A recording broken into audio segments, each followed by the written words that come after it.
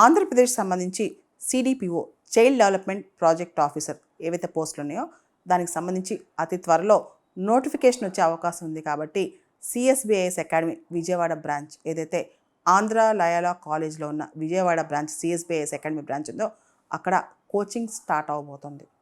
ఈ కోచింగ్కి సంబంధించి అసలు ఈ పోస్టులు ఎలా ఉంటాయి, దీనికి సంబంధించిన సిలబస్ ఏంటి, దీనికి సంబంధించి ఓరియంటేషన్ సెషన్, ఒక అవగాహన సదస్సు జరుగుతుంది సిఎస్బిఐఎస్ అకాడమీ విజయవాడలో ఈ సెప్టెంబర్ 21వ తారీఖున, అంటే ఆదివారం పొద్దున 10:30 గంటలకి.